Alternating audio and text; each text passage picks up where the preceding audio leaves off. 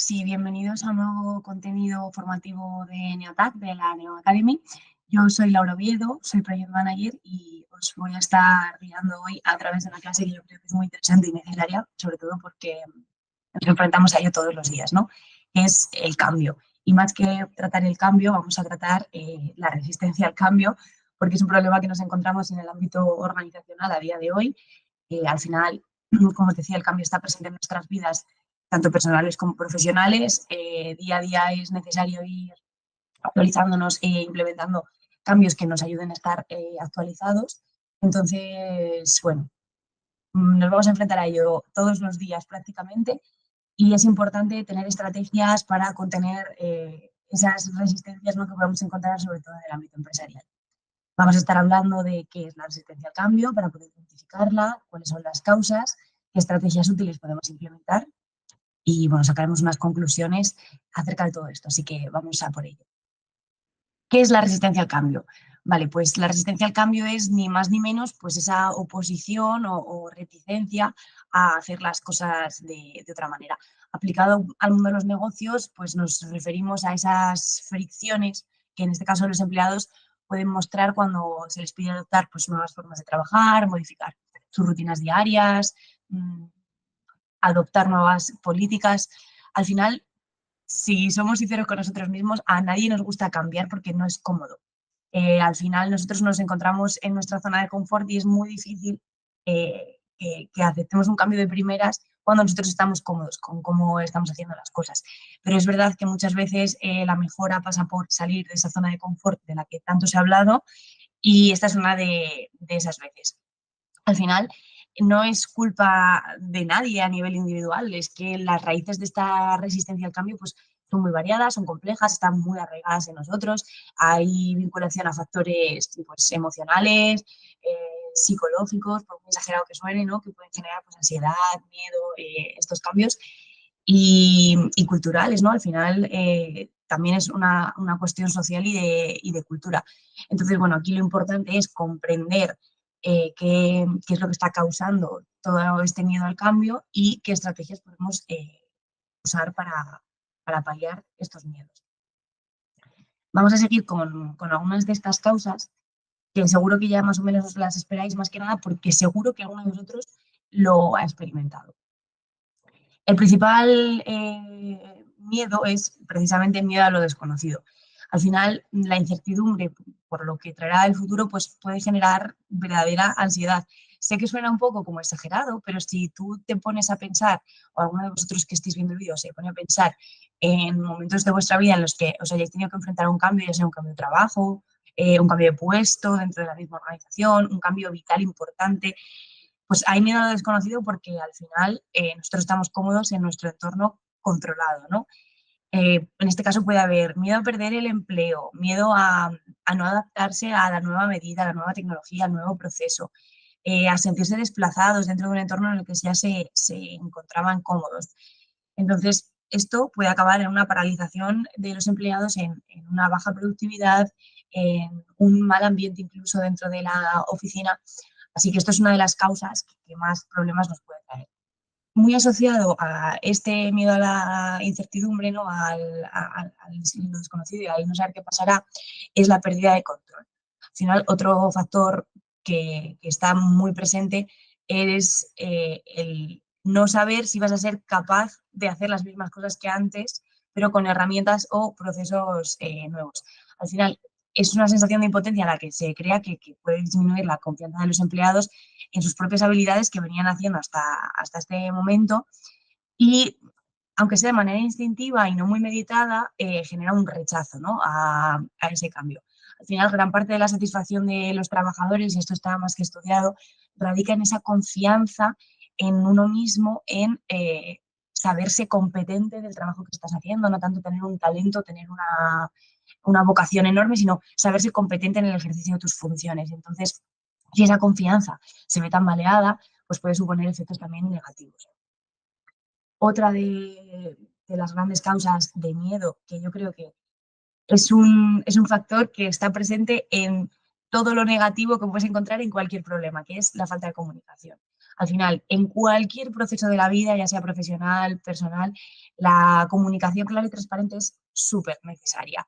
Y al final, cuando esto no funciona y cuando no hay esa comunicación, es una de las causas más comunes de esa resistencia.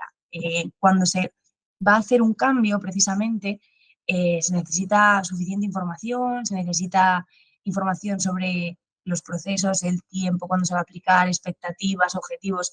Si esto no se tiene y simplemente se sabe que se va a hacer un cambio, al final generas una, bueno, incertidumbre, toda esa sensación de pérdida de control de la situación, porque simplemente tú te estás dejando llevar por la corriente, pero además también yo creo que una pérdida de confianza, ¿no? Por parte de los empleados en los rangos superiores de la empresa, que son los que toman decisiones.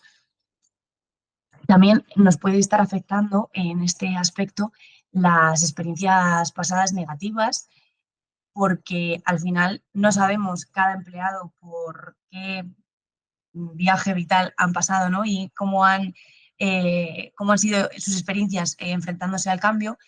Y quizá han pasado momentos en los que se han experimentado cambios que quizá no fueron gestionados de la manera más adecuada o que tuvieron consecuencias negativas. Entonces, es probable que tengan cierta reticencia a aceptar esos cambios.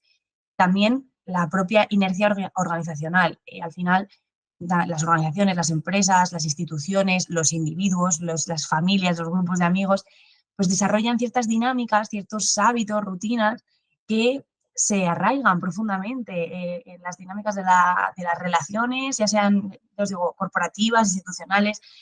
Esta inercia al final puede ser una barrera importante porque tienes que romper un ciclo y cuanto más arraigado sea, cuanto más tiempo lleve instaurada esa manera de hacer las cosas, esas dinámicas, más complicado va a ser romperlo. Se me ocurre, por ejemplo, el caso de la digitalización de los sectores tradicionales. Un sector tradicional, me invento, una ferretería que ha vendido toda su vida en una tienda de barrio, de pronto decide que es hora de irse al mundo digital, montar una tienda online.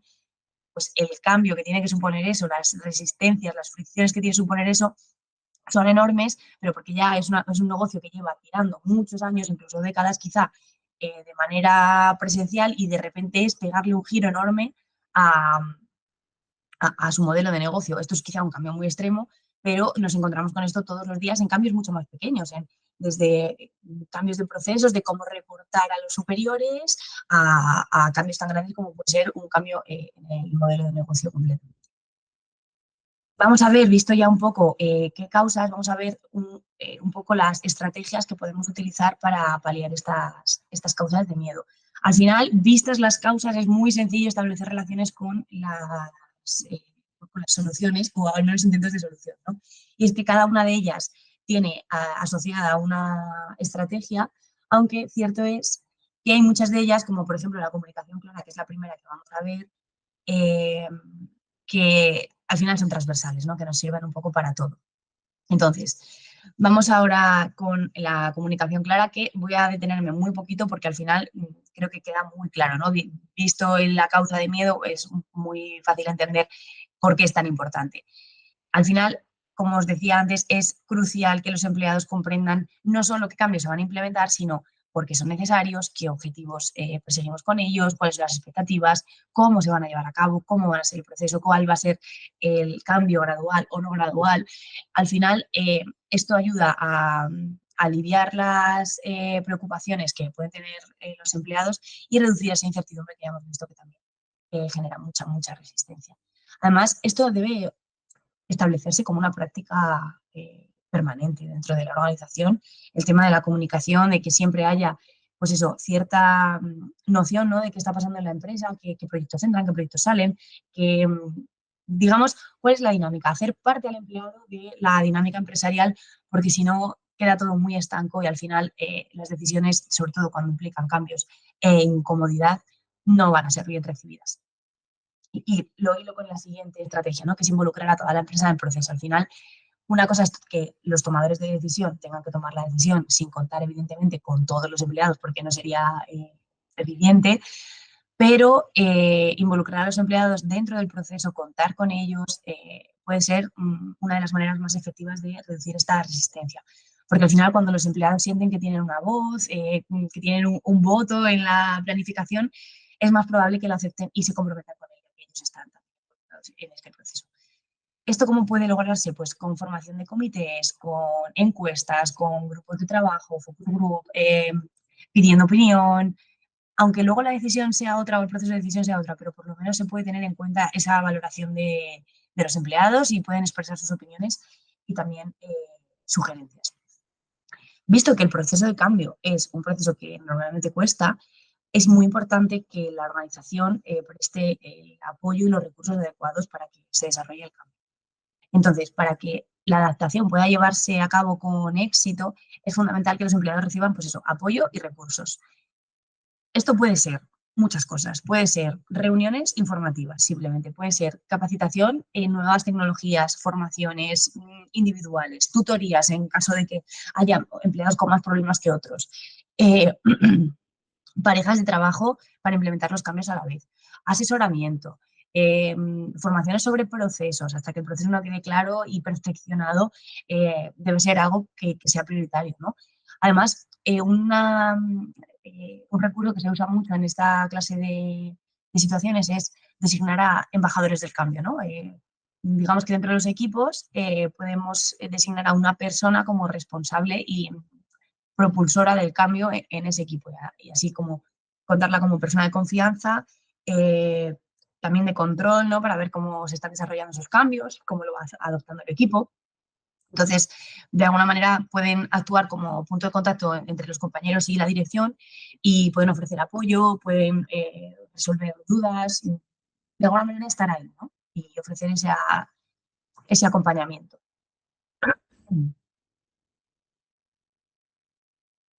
Parece que cuando se aplican cambios bueno, o en general en cualquier proceso, las personas solemos centrarnos más en qué cosas se están haciendo mal o qué cosas faltan.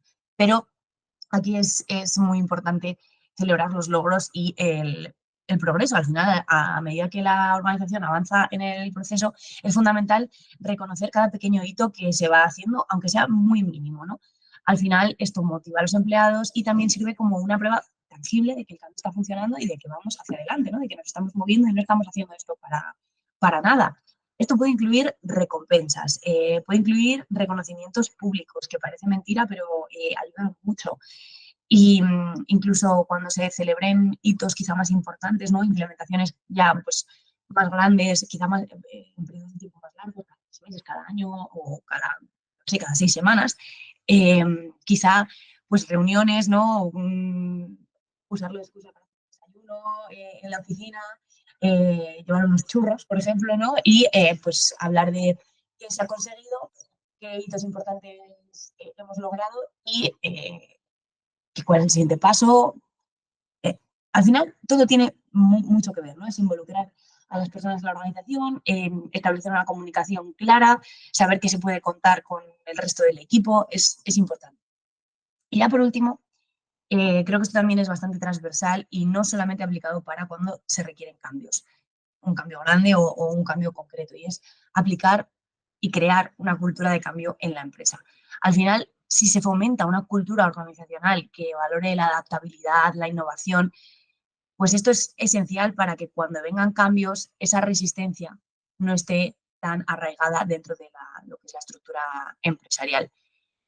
¿Esto cómo puede hacerse? Puede hacerse, es difícil y es a largo plazo, pero es verdad que si la estructura empresarial se abre un poco y acepta recomendaciones, acepta opiniones, recompensa un poco la creatividad, promueve la colaboración entre equipos, está abierta a nuevas ideas, al final esto prepara a la organización para adaptarse rápidamente a las nuevas circunstancias y no solo a la organización, también a sus empleados, porque ya están acostumbrados a hacer cambios más pequeños quizá o a menor escala y esto no va a asustar tanto. Así que ya por último vamos a hacer un pequeño resumen de todo lo que hemos visto, pero al final, bueno, yo creo que ha quedado bastante claro y tenemos que quedarnos con la idea de que superar la resistencia al cambio al final es un desafío común, no hay nadie que esté solo en esto, porque aunque todas estas estrategias se implementen, esto no va a implicar sentirse comodísimo con el cambio, es un facilitador, pero no va a, de repente, no es una pastilla mágica que vaya a solucionar todos los problemas.